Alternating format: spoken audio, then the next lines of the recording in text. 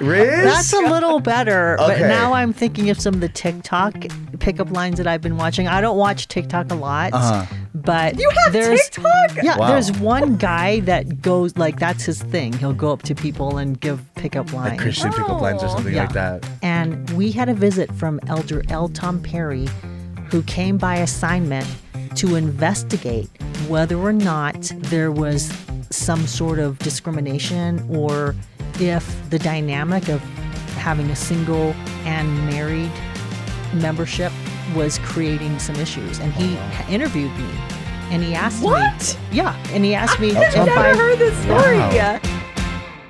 Welcome to the Third Hour Podcast, where we talk about church culture and real topics within the Church of Jesus Christ of Latter-day Saints, like being a single member. My name is Mimi. I'm your host, joined by Tautai. How are you, Tautai? I'm doing so good. How are you, Mimi? I'm great. Great Thank to be you. back at it at the new spot. You know what I mean? A little bit of a different scenery, but little I'm bit. glad to be here.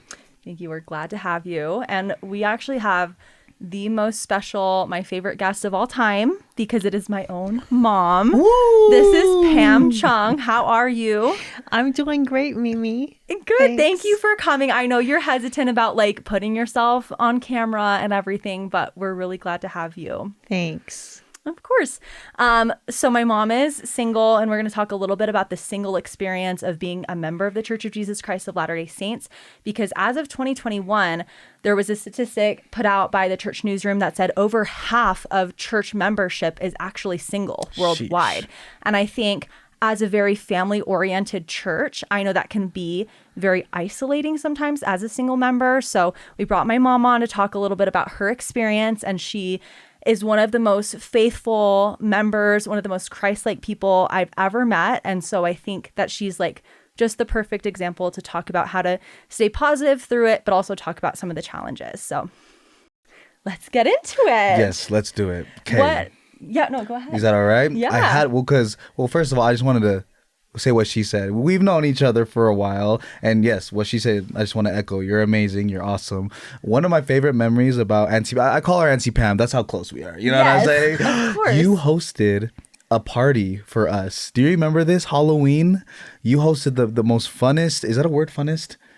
Well, I don't know if that's the word or not, but do you remember you hosted a party for us at your clubhouse Halloween night? Was it my clubhouse or was that the time where it was Mike Barber? I'm not sure. Was that okay? But anyways, I just Yeah. always remember that, and I just was I like, think you that Wait, really what? knew- How was I there? Was I No. invited? No, you weren't invited. You Sorry. were at No, the no, youth. Where was this? It was back in high school. Yeah. And it was me, Tiff, and Auntie Pam, and she had food, she had treats, and everyone came Oh, away yeah. with having a good time. And we had a movie. There was a Yes, huge yes, movie. Yeah, that's that was right. that was at a friend's place. No, Yeah. that, but you hosted, Yeah. you helped host it for us, and it was Aw. amazing. So, Well, yeah. thank you. There's Well, a little segment I wanted to get into real Okay, quick. Is that yeah. okay? And like, I don't know why you're still single. You're obviously very beautiful. You're so outgoing, super Christ-like.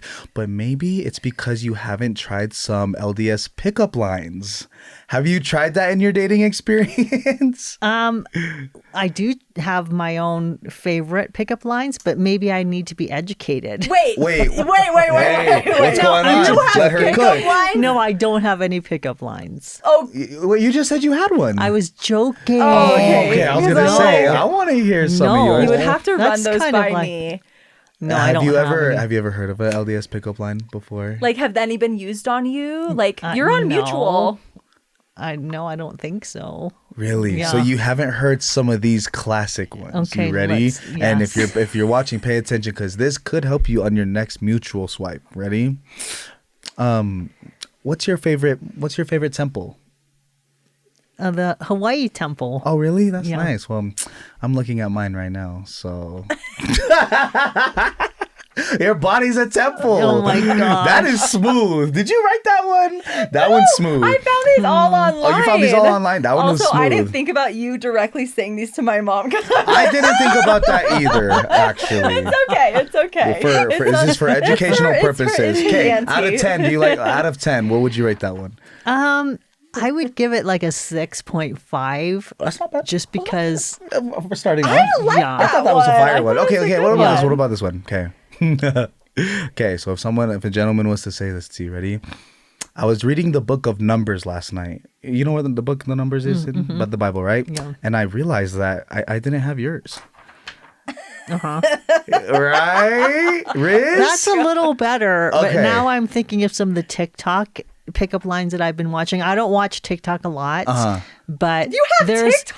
Yeah, Wow. there's one guy that goes like that's his thing. He'll go up to people and give pickup lines. Like Christian pickup lines or something Yeah. like that. Okay. Yeah. I'm Oh, learning. So we're 5 minutes in, and I'm like, You learned a you bunch have of stuff. TikTok, you do pickup Yeah. lines. I'm learning a lot here. So this one is a direct correlation with the Book of Mormon. Ready? Okay.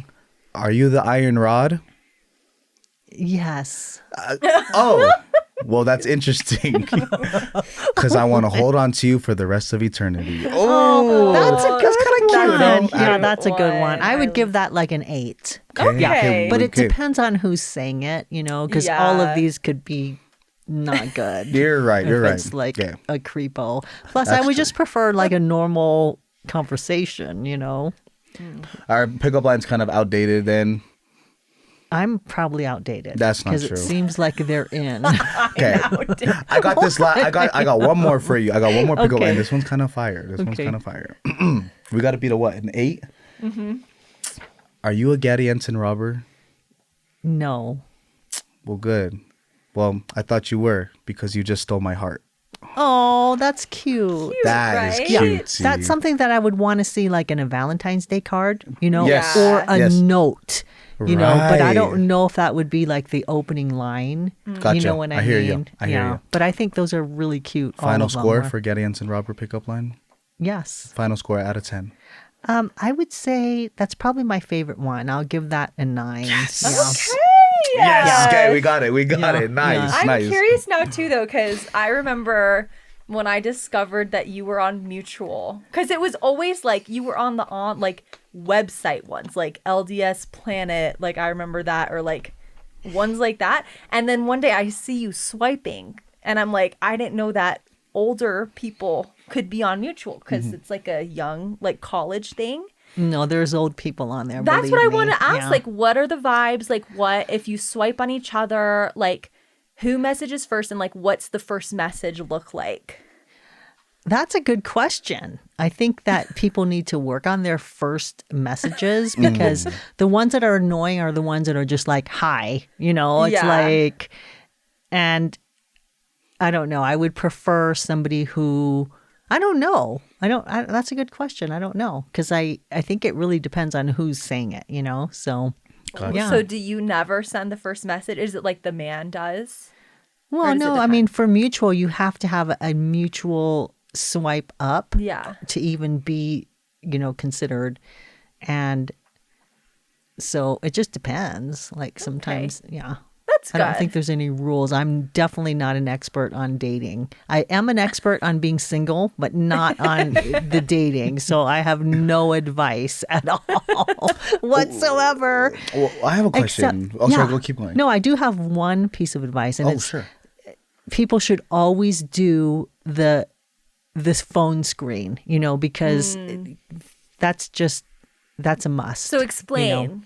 Well, I mean, if you're talking to someone online, it's good if you can have a rapport, but I never meet somebody unless I have a conversation with them because you at least want to know if they can keep a conversation, and you can tell a lot by that. So, yeah. Okay. That's great. Yeah. Speaking of keeping a conversation, so Yes. let's say you it hits off, it does well in mutual, and now you're on the date, right? Maybe can you give us what's some do's in conversations and don'ts in conversations? You know what I mean? Like, what is something good to bring up in conversation dating? You know what I mean? And what are some maybe topics like, oh, maybe not do that on the first date? You know what I mean? Is Yeah. there any boundaries? Is there not? Wow. I'm completely speaking impromptu because I was not prepared to talk about dating. But I would say, as a rule, it's good to ask questions and show interest rather than just talking about yourself all the time. Yeah. Okay. Yeah. Great. No, I'm glad we brought this up because you're a great communicator, and I think that's great advice. And it's fun to hear, because I was on my Tinder days. I would have never done a phone screen. It's like you just meet up somewhere, you do it in a public place. But I think it's interesting just how it differs from like the generation or just the age difference, which we'll get into because I want to hear more about kind of dating, because you were single at BYU, you know, when you were like in your 20s, and now single in Utah in your, I don't know if you want to say how old you are, but in your You older... want to hear more about it? So yeah, if we have time, we'll get into like the more the main topic, because I know you've prepared. And I want to get into what you are prepared for. Nice. But before we do, like, give a little background about like just yourself and I guess your relationship history. It doesn't need to be super in depth, but how you got to where you are.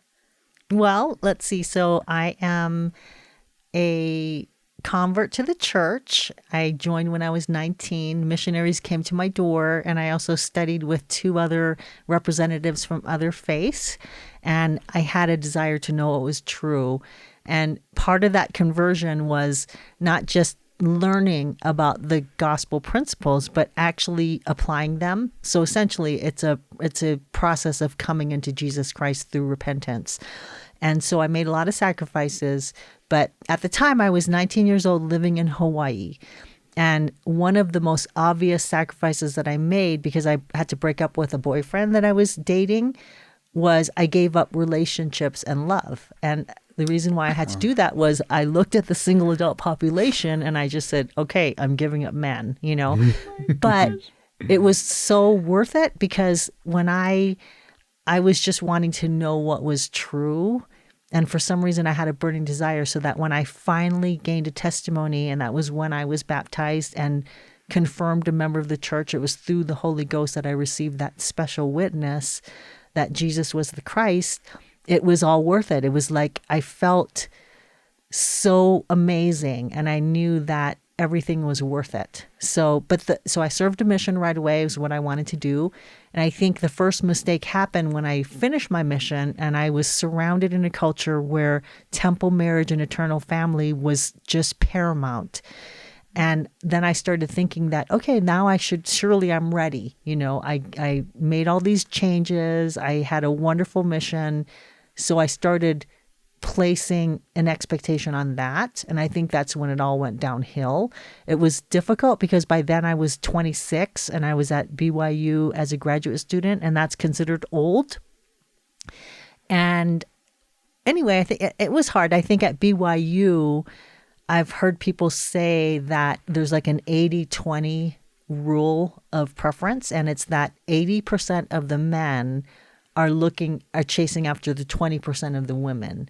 And those 20% are the blonde, beautiful Barbie doll girls. Yeah. And it's not that hasn't changed. No, I was about to say it hasn't changed. And there's just so many of them. I remember, you know, there's herds of these women, you know, that are just perfect little Barbie dolls. And so I was definitely a minority, and I didn't really get a lot of attention.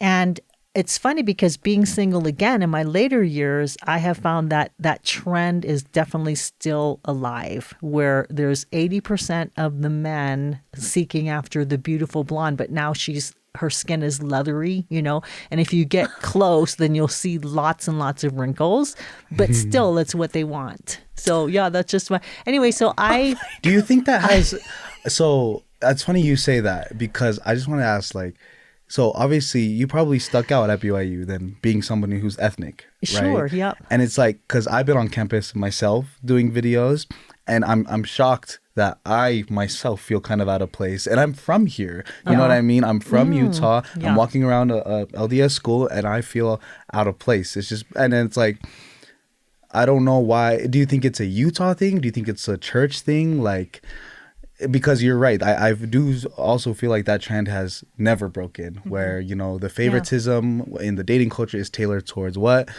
The blonde girls from Utah. But then you still got to look at it. It's like, that is the majority that is here. But Utah is getting more ethnic. You know, we're getting a little bit more spice here and there. You know what I mean? Some more flavor. So, but yeah, I just wanted to, just kind of validate your point that, it's pretty still the similar to this day. Yeah. Well, except you're a celebrity, of course, and so you're standing out. No, that's not. No, not you at all. No. And then, so you said you were 26 at this time, right? Yes. Okay. So then, what happens after that? So here's the funny thing: is I joined the church when I was 19, and I was willing to sacrifice everything, but somehow when I turned 29. that was my limit. And looking back, I was so short-sighted. If I had the wisdom that I have now, I thought I was just old. I thought 29 was way too old. And I thought that, like I had my fist to the heavens, like a whole decade, like I can't be waiting for a decade, like that was just, and I'm old, and so I ended up kind of compromising my standards. But I mean, there were like, I had a list of maybe 10 things that I wanted. Like I wanted somebody who was a valiant return missionary that would be a mission president. I wanted him to be musical. I wanted him to be educated. I wanted to be very spiritual, on and on and on. And at the end, I felt really desperate, and I met someone, and it was just, okay, graduate degree, wants to go to the temple. And that was pretty much it, and he's fairly good looking. So I feel like I rushed into it because I felt like I was missing out, and I felt like I was so old. And also I wanted to experience that wonderful blessing of being in this beautiful eternal relationship. But it was a mistake because we hadn't really known each other. We had a long distance relationship, and we were only corresponding through email. And I ended up only spending less than a month physically dating him before he moved to Utah, and we just went to the temple. So that didn't work out. It wasn't by my choice. He actually ended up getting accepted to a school in Michigan, and then just kind of took off and left me there in Utah. But by the time I found a job, relocated everything there, I didn't even have his address to find him. So needless to say, he wasn't willing to work it out. And so it ended there. And then now I'm 31, and I'm back in a predominantly non-LDS place. And I'm thinking, I have been single my whole life, and I'm 31, and this, I guess it's on my own. I guess I will not be blessed in this certain way. Although I've had so many other blessings, but you in your mind, you're like, this is the most important, Of course, and because it is important. And I think it's just so sad to hear too, not to cut you off, but like when you're talking about being in Utah and feeling like I'm 26, I'm so old, I'm 29, I'm so old. It's like, that's really not old. No. Like, and I think I can't even imagine how the pressure was for you back when you were our age, because for us, it's like when I was in my 20s, I'm like, okay, that time is ticking, and really it's because of that culture being in Utah County of like, okay, go on a mission, come home, get married, start having kids. It's like, there's a lot of pressure. So I wish it wasn't like that, because to put pressure on something that is that important is really sad. And it's hard to hear you recount this, but well, I remember I went to a mission reunion, and there was an elder in my mission. I think by then I might have been 27, and I'm getting a master's degree, and I'm doing my best. I'm trying to get engaged and married, and somebody looked at me in genuine shock and horror. He found out how old I was, and he's all, "You're 27? What's wrong with you?" So that was one thing. He did not say that. Yeah, he actually said that. If you're watching this, hey, where'd you serve again? Sorry, Seoul, Korea. Seoul, Korea. Yeah. And who was your mission president at the time? Let me find out. Lee Do-hwan. Yeah, I'm gonna get that email soon. Don't worry. Oh, you're so funny. I'm gonna get that email soon. No, I mean, everyone has their own opinion, and it's really just a lack of maturity. But you're right, Mimi. I wish, looking back, I wish I knew how young I was, because now I'm old. Now I'm old. You gotta stop saying that, man. Stop it. Anyway, to make a long story short, I thought, I'd never dated a non-member ever. As soon as I was baptized, I was converting everyone, but I thought, well, I guess I have to date non-members. And so that's what happened. I started dating a non-member and, got married. I felt like it was time to have kids. And so I did get married for the second time, got a cancellation of the sealing, married a second time in the temple, 2 beautiful children, stay-at-home mom for 7 years. But he ended up leaving the church, and our relationship was not really based on a sure foundation. So that didn't work out. And then I've been single. I was a single mom. I raised my 2 daughters from the time the youngest was 4 and Mimi was 7. And it was tough, without much support from him, the father at all. But it's okay. I mean, I made it. The girls are great, so, but I would say the whole time I was always hoping to get remarried.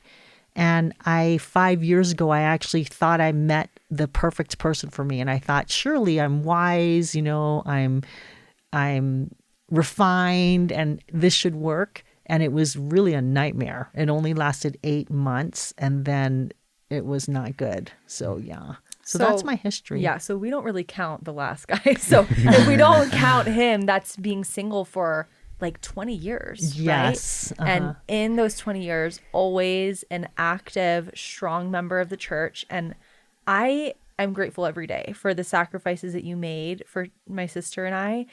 I can't imagine, like, especially now being a mom, like, I cannot imagine what you went through. And so I'm so grateful for your example. You're so sorry, not to get Mimi's so sweet. I'm pregnant, so that's my excuse. I'm to sorry, cry I don't over mean to cry. everything. I didn't mean to laugh, but that was funny. No, That's you're good. But thank you for telling your story again. It really is always shocking to me. I'm like, I can't even imagine everything you went through. But in your years being single in the church, will you talk about some of the challenges that you experienced? Okay, well, I have a list of challenges because I've talked to some friends and I've observed things over the year. But I would say the biggest challenge for me was overcoming the stigma, the perception that I was now like on plan B, that I was less than, that I wouldn't be able to enjoy the highest level of, blessings in this life and even in the next. So I think that was the hardest thing.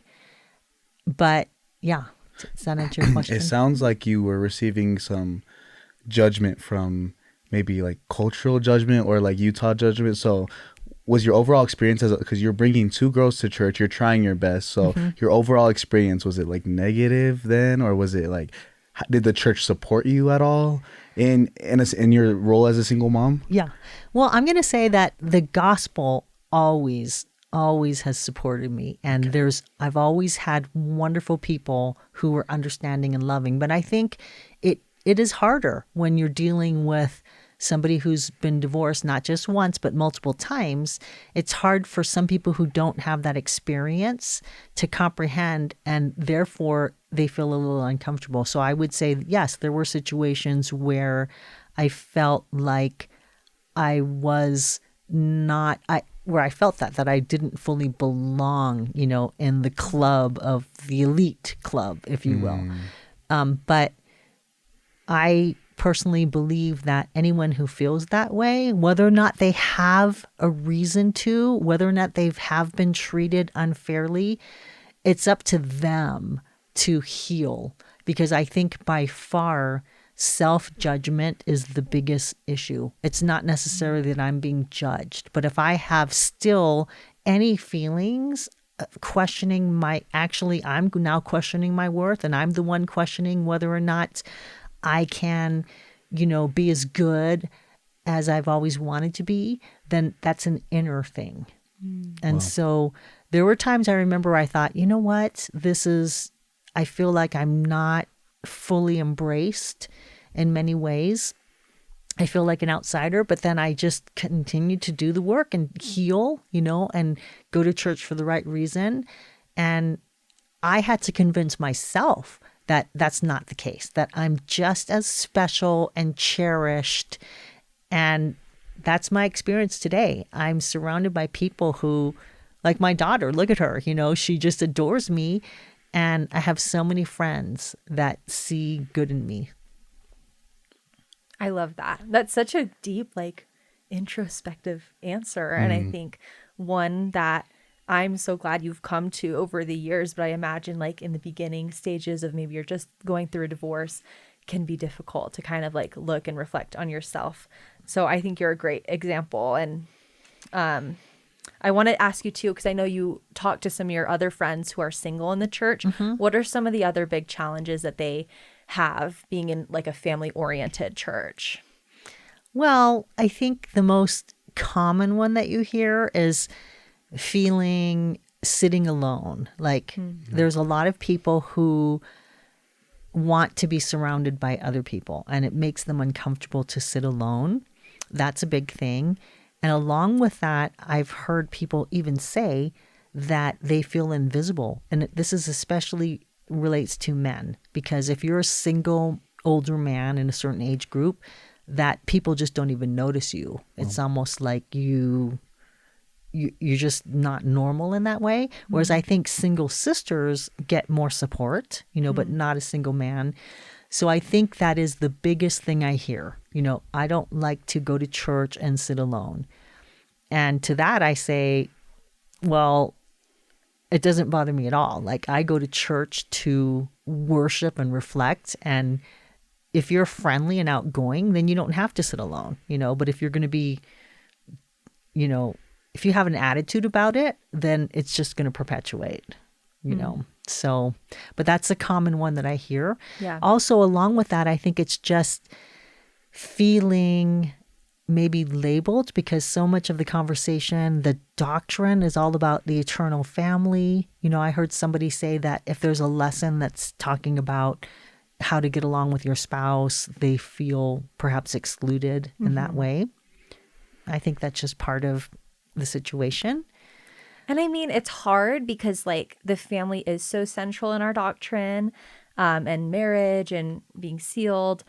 But I think, and so it's like you can't like avoid that. But I think as teachers in the church and leaders, we can be more inclusive in our language. Like, I don't think there should ever be a lesson that's just like, here's how to get along with your spouse, because that clearly doesn't apply to over half of church membership worldwide. How are they going to relate? How will they relate? I think if anything, you can have, here's a lesson on how to have more charity in all your relationships. You know what I mean? So I think there's always more we can do as members to be more inclusive, but we don't want to skirt around that. Like, marriage is the goal. The family proclamation, the way it's labeled, like laid out, that's the goal.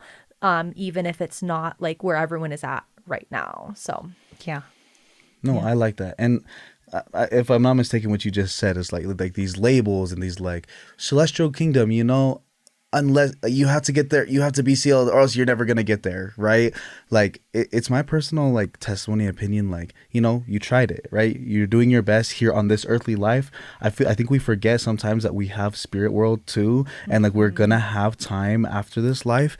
And so to those who are single moms, to those who are single parents, dads, what have you, like, or even in a mixed religion situation where the wife is a dedicated Mormon LDS member, and then the dad's like a Catholic or something, and neither are gonna flip, right? It's like crap, I'm never gonna be able to go to the celestial kingdom because I have to be so. It's like, no, like, it's my personal feeling like God's gonna take care of that some way, somehow. You know what I mean? I'm sure that's written somewhere, know, but I just have a hard time believing that.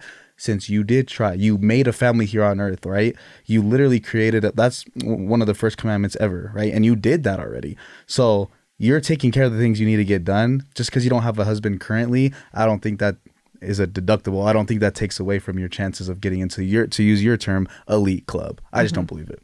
Yeah. No, I don't believe that either. Yeah. No, it doesn't make sense. Of course it doesn't. But here's one that is kind of sensitive, I would say.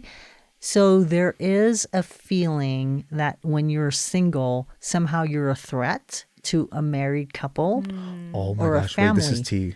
Wait, let's talk about this. Is tea. No, No, this is literally 'Cause tea. look at her. That's what I'm trying to say. Yeah. It's like, but if people know you, Auntie Pam, like, what we would like, there's no way. But please, like, elaborate a little bit more on this, because this is tea. You have to be very respectful, because I think if you are single, of course, everyone wants to get along and be one, but it is a real thing. And I've talked to people about this too, where a male friend of mine said that, even the husbands would be nice to him, but not ever invite him anywhere.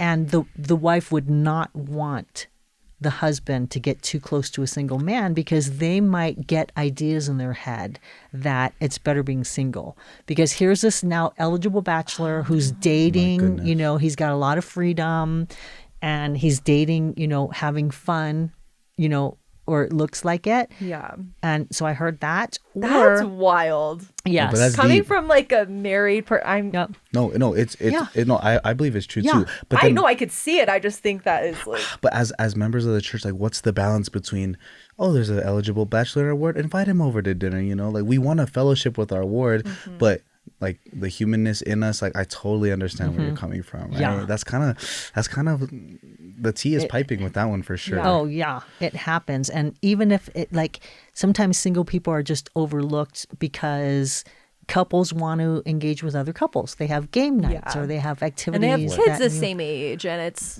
a whole thing. Right. definitely. But that one is sensitive, I think, because when I was attending the university ward, which was a student ward, there was a mix of singles and couples.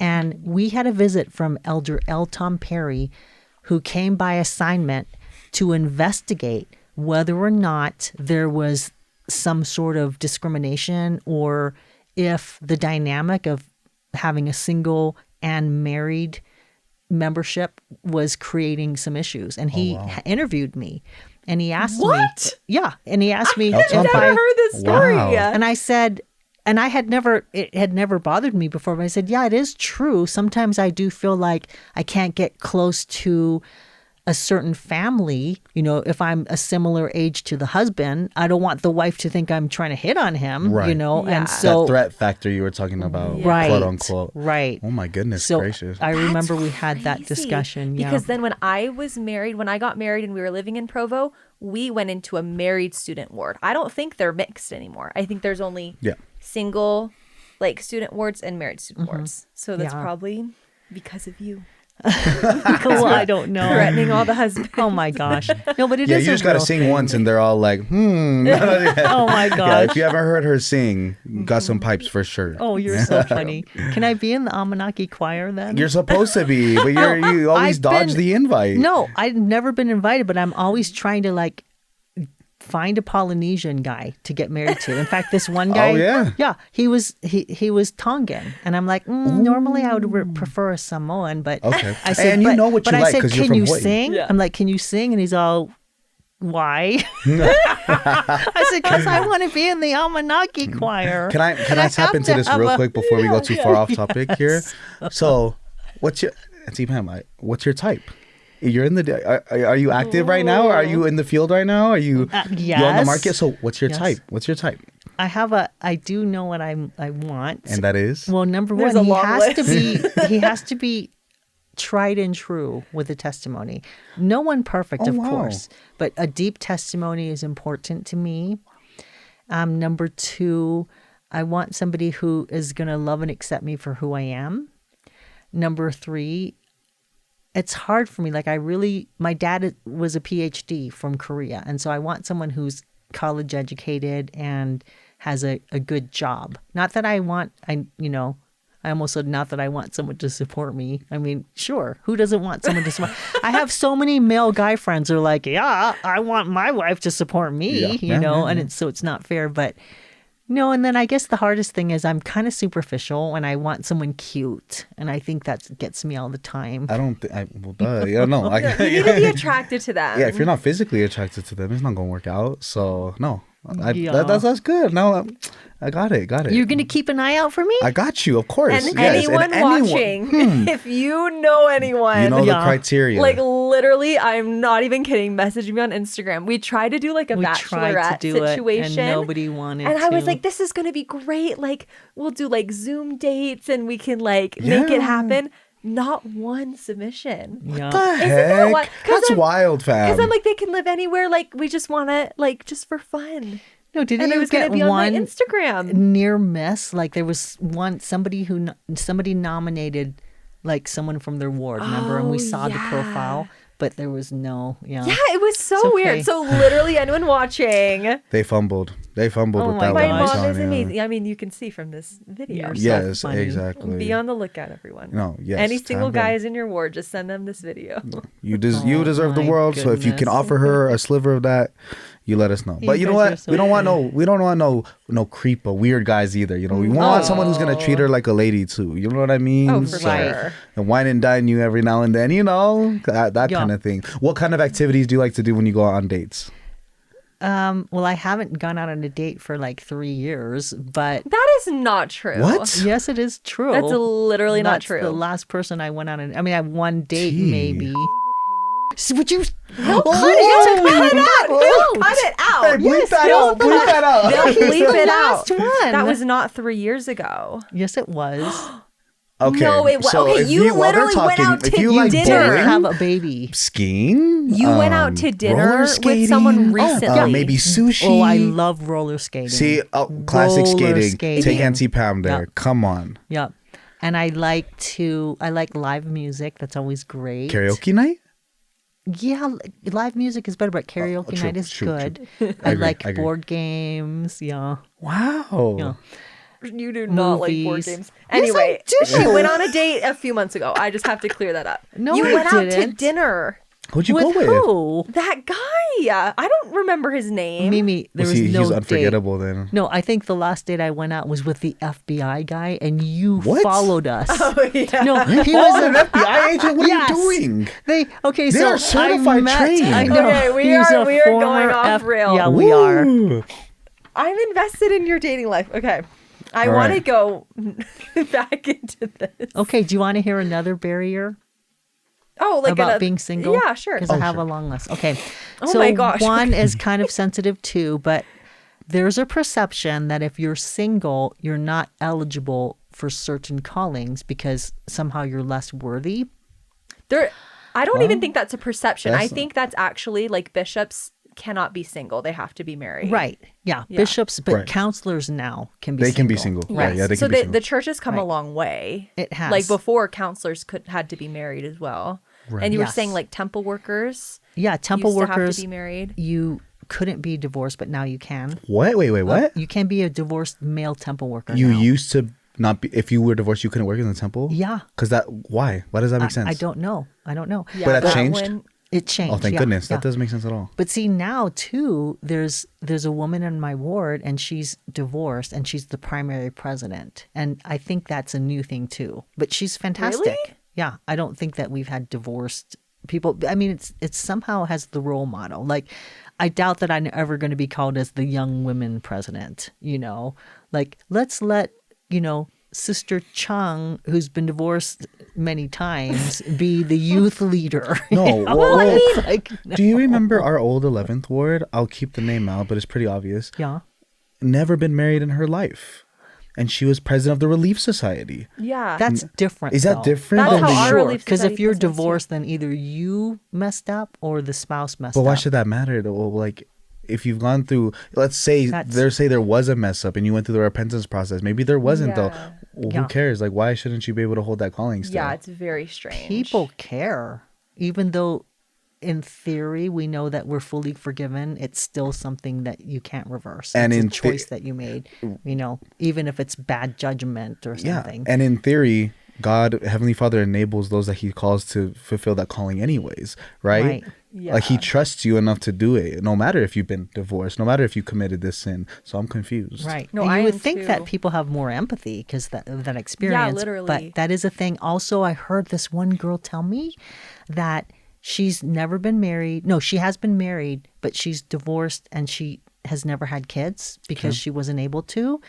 And somehow she feels like she's perceived as less successful. And she's given callings because people think that she doesn't have anything more important. She doesn't have a husband. She doesn't have kids. So she give her can something to do. Yeah. No, like Yeah, a so that's high bad. That's pretty bad. time-consuming calling. Yeah, that's pretty Yeah. bad. That's pretty bad. Yeah. And I mean, I get it to an extent. Like just having experience, like when I was Young Women's President, it was before I had kids and I had a lot more time. Granted, I was working full time. And I think some people didn't understand that because they're like, wait, you have a job, like you work, you're married. Yeah. So that was kind of something. But I do think like I did have more time to dedicate to the calling. And now being in Young Women's, just as an advisor and having a kid, it is a lot more to juggle. So like I Right. get the logic behind it. But I don't think you should just assume like, oh, you don't have kids, you must have no life. Like, let's give you a really time-intensive calling. Right. Because that's rude. Yeah. Yeah. But I think all of it, again, I think it comes down to yourself and your attitude because I've never felt aside from the fact that I could not be the ward mission leader, because when I got back from my mission, I knew that I was the best qualified. I knew that if I was in charge, I would make things happen, You right? were her. Yep. But I found out, what? Women can't do this? Why? Yeah. But I've never, ever, ever felt like I was denied opportunities to serve, because that's based on, we all have opportunities and we do the best with what we're given, and it's always great. So Yeah. that's my answer to that. That's good. Yeah. And I do get, just going back to like what callings you can and can't have as a single person. I don't know exactly specific. We were trying to look in a handbook before this and we couldn't really find many details. But I know being a bishop, you have to be married. And I do feel like that makes sense, just like the interactions you have with other members, perhaps, or maybe it is the example thing. I don't know, but I'm glad that for every other calling, they're making changes, whether it's like actually policy or just the cultural stigma to have single members be able to hold any calling, because most of us are single now in the church. That's just how it is. Yep. Okay. I want to ask you another thing too, about your experience getting divorced, because you were a member when you went through your divorces. Do you feel like that was more challenging, like making the decision to get divorced, being a member of the church and knowing like the church's stance and just the cultural stigmas around that? Absolutely. In fact, I went through a period where I was so hard on myself that I kind of just lived in self-punishment for many, many years, because I felt that it was the wrong thing to do, Whereas I know that it wasn't the wrong thing to do. Like the marriage in itself was not a good choice for me. I don't regret that decision that I made. But the bishop that I had at the time was so supportive, and he knew me very well. He knew my ex-spouse at the time. And he said, Pam, Heavenly Father wants you to decide. If you can be happy in this marriage, then stay in it.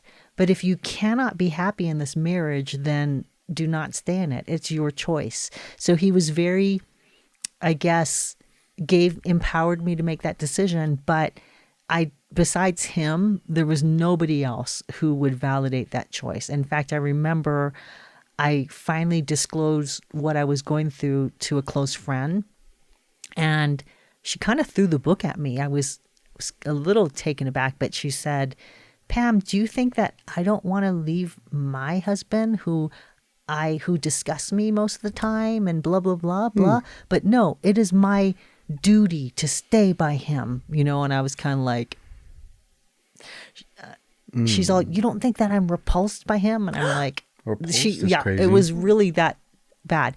But she ended up staying in the marriage, and he had many, many problems that later on came to the surface, like just, having affairs and having weird habits. But so she finally did feel like she was able to divorce him, but it wasn't until many years later that happened. So conversations like that, many, many people, all of my friends, they would say, what you did was, that how we feel about it, how we feel about it. And so it was tough. I remember there were even people in the ward that I wasn't allowed to hang out with the wife anymore, because the husband said, don't hang out with Sister Peren, because of the choices that she's making.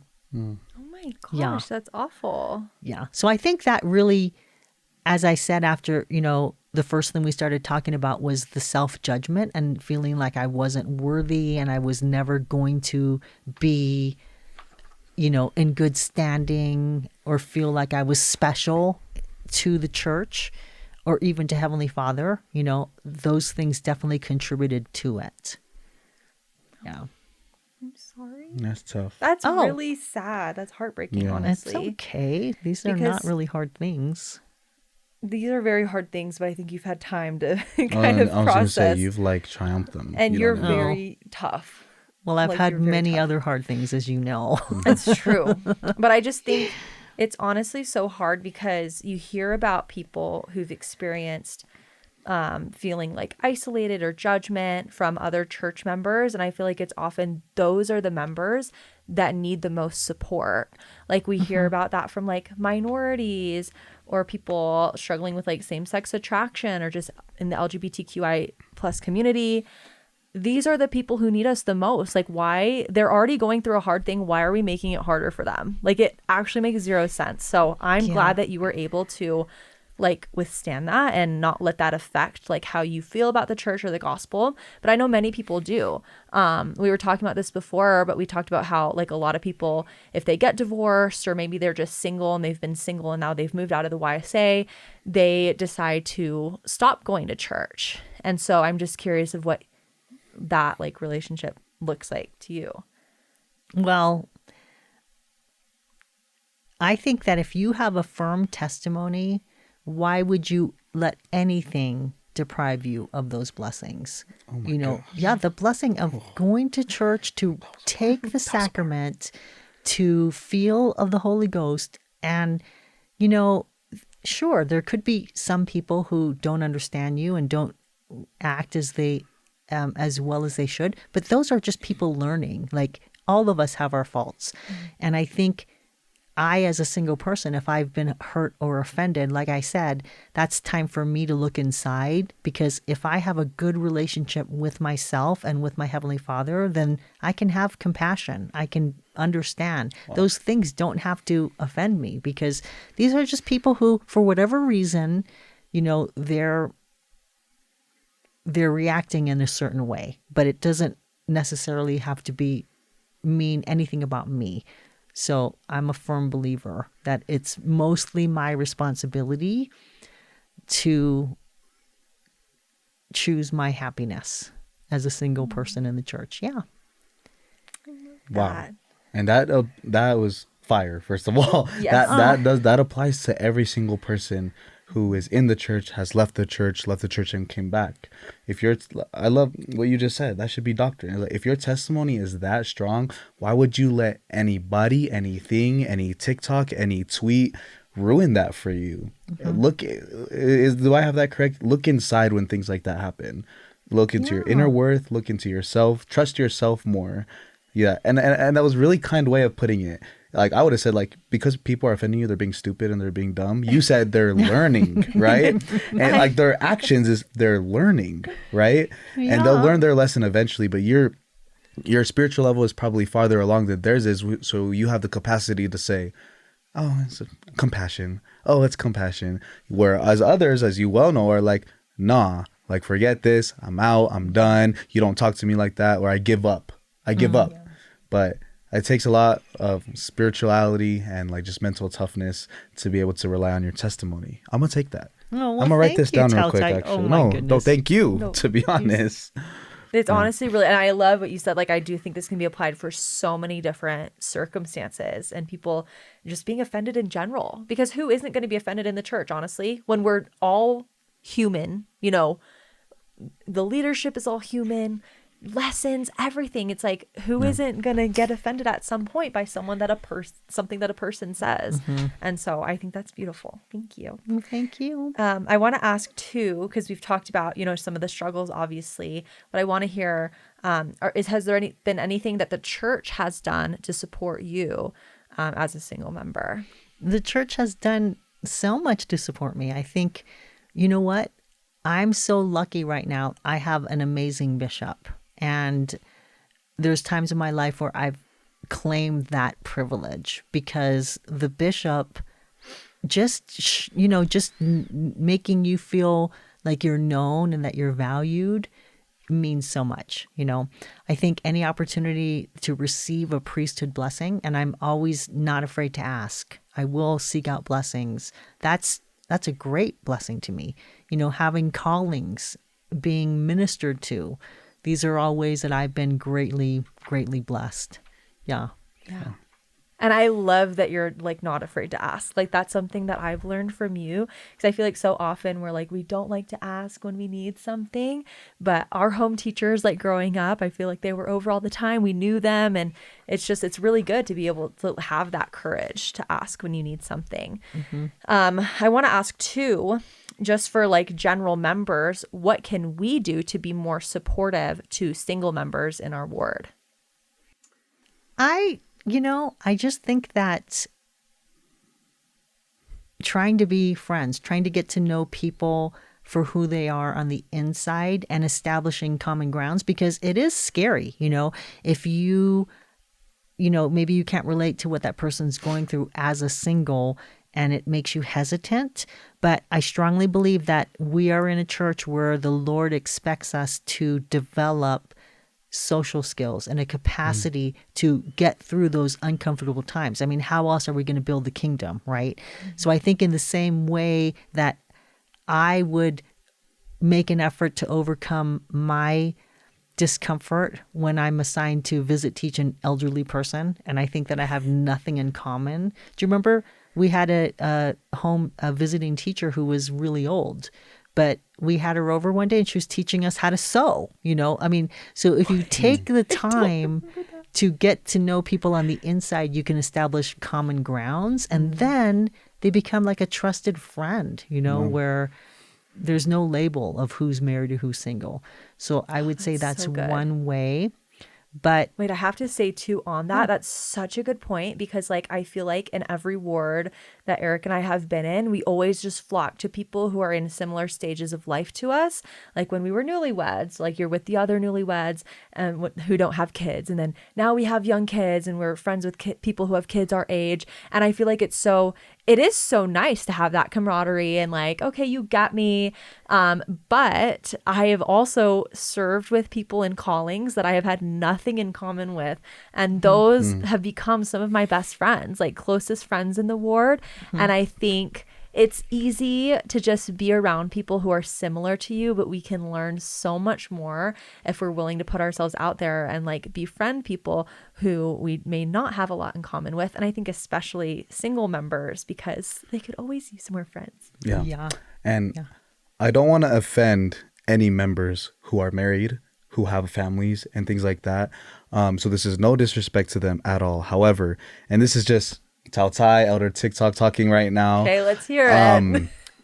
In my experience as a member of the church, single people, single individuals within the church have shown the most service to me and my family. It doesn't matter what it is on any level. Meals, bringing over to our house, babysitting, driving to and from the hospital, right? Paying for a portion of my mission. Like, they know who they are. I don't know what it is about single members in the church, but and like single moms, right? Just their examples. So single people, sorry, let me say this again. Individuals in the church, single people's example, and you are included in this too, examples and Christ-like love, it just kind of hits different. I don't know what it is about you guys, and I don't mean to like separate, but single people in the church have like just different kind of love that I have been super appreciative of. And I know I'm not the only member who's experienced it too. Like if you can feel what I'm trying to put down, like I don't know what it is, but you guys just have this Christ-like love that is just different. Your light is just shining in a different atmosphere, a different vibe. It's really a special thing. That's all I gotta say. Wow, that's so nice. Yeah, Thanks no, like for saying seriously, like I can't explain it. I can't describe it, but I just, you know what I'm saying? Yes. It's kind of crazy. So. Yeah. Thank you. That's all I had to say on this matter. Yeah. Do you have any other questions for my mom? Because we can also get into I do have one advice. more ask. So, and this came from a friend of mine. She said that, when you're like, I honestly don't know how I'm still alive today. There's been times where I thought that I electrocuted myself, multiple times where I have, locked myself out of the house, locked myself out of the car, and I don't, I drove my car till it died because I didn't change the oil. I didn't realize that the light will not just stay off the whole time. I just, it was blinking for a very, very long time. I'm like, oh, there's still some there. And then it just died. So a friend of mine said, you know what, when you're a single woman, especially if you're not dating, like if I have a boyfriend, he's going to help me change the high light bulb, but single women don't have. Sometimes we need help. Doing things that two people are needed for, or we need the help of, an able-bodied man who can lift things. And so my friend said that she would wish that if you're a home teacher to a single person that you take the time to visit at least once a month and be willing to help. And Mimi knows the story, but when I was a single mom raising her and her sister in Michigan, we had a leak in our basement of this home that we lived in.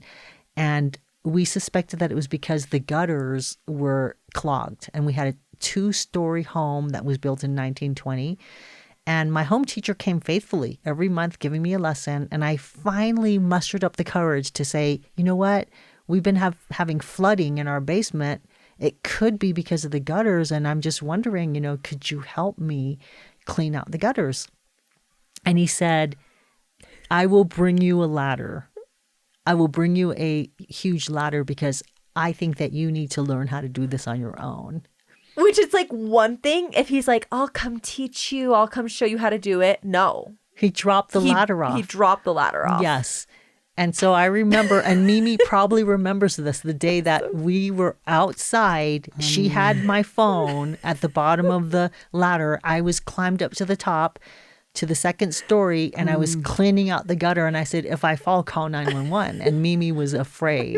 So scared. And I felt a little let down because I felt like, you know what? I thought the story was going to be so cool. I was like, oh, and he helped you with the gutter and he brought over the whole crew. And no, he brought over a ladder. Okay. And I thought, all right, it would have been nice if he offered to do it, So or at least that's teach you, just, right? at least. Like At self-reliance, I least. get it. We want the self-reliance, but we need some help to get there sometimes.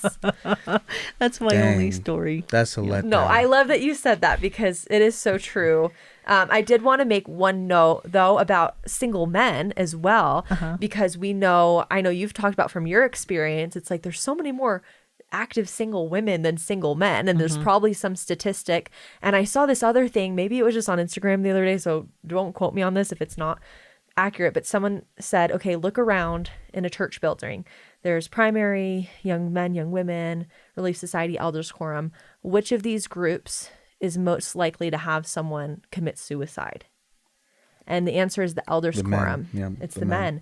And so I can't imagine like going through all the challenges that you discussed, like of being single in the church and being a man, like already having other stuff you go through. And of course, check on the women who like may need help and not know how to clear their gutter.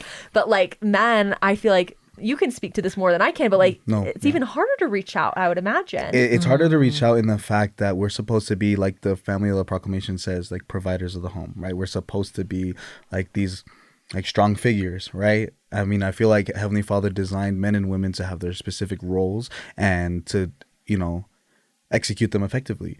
Men have a hard time expressing their feelings and emotions, right? I can attest to that. And it doesn't matter what culture you're part of. It doesn't matter what race or skin color you are. Men have a harder time being vulnerable, right? So to that fact, check on the men in the ward, because if I had to wager what you just said, the men are bottling up way more emotions because they have to. You got to be tough. You know what I mean? Yeah. So, but there's nothing wrong with asking for emotional support, emotional help. Like if you're depressed, if you have anxiety, you should probably say something. Because guarantee you, the other person who's sitting next to you in Elders Quorum probably going through something similar to some extent. Yeah. And I think related to that, men are less likely to seek mental health support. Correct. Because there's a stigma, that to be having to go to a therapist is not manly or something. But I think it makes it harder for them to heal because it's not easy going through a divorce. It's very, very hard. Right. And I think women are more likely to seek professional help and to talk about it openly with each other, Yeah. Yeah. Like Absolutely. we talk about sports, video games. Mental health is not on that list. Like, you know what I mean? Like my emotions are not on that list. And what is on your guys' list? Emotions, right? I'm feeling this, I'm feeling that. Yeah, you won't find that in a boys setting or a men's setting, which is probably something we should probably change. Yeah. Or, get used to a little bit more. And I feel like the church has come a long way, but there's still a long ways to go. So 100%. 100. So don't let everyone watching, don't let these single members be invisible. Like you had someone say, like that is heartbreaking and no one deserves to feel invisible in our community. So Yes. is there anything else that you want to share that you didn't get a chance to? Well, I feel really, really strongly that to be a member of the church is a great blessing and privilege. And if you are single and you feel like you've experienced any type of judgment, or maybe you do feel left out, that it's up to you to make the difference. Because if I'm a likable person, and if I'm a caring person, then people are going to like me, but if I'm so focused on, oh, woe is me, then maybe you're not being asked to join in activities, not because you're single, but because people don't want to be around you, So Speaking facts, though, no, Yes. you're not wrong. Not wrong. No, she's not wrong. and do your best. It's like, that's my attitude. Like there's so many worse things in the world than being single, and whatever comes along with it. I think it's up to us to make the difference. So I love that. Thank you. you're Fire. welcome. And thank you for coming on. This was such a delight. I know. This is my Learn favorite things episode about so you. far. Really? Well, because I just wanted to hear this side. You know what I mean? Yeah. We haven't done someone like this before. This Yeah. is new, close to home, obviously. So it's special. Special episode for sure. No, well, Glad to be a thank part you. of it. Thank you. And we would love to hear your guys' experience. If you're a single member, if you're not, whatever, leave us a comment below. Be sure to subscribe, rate us 5 stars. I mean, I only watch podcasts on YouTube. I don't know. Repost, comment, like, send to a Yeah. friend. You know what I mean? If you have any other things we want to discuss on the Third Hour podcast, we're not afraid to talk about it. We're open, and we just want to bring others to Christ through our podcasting. So Thanks for watching. Have a great day. good night.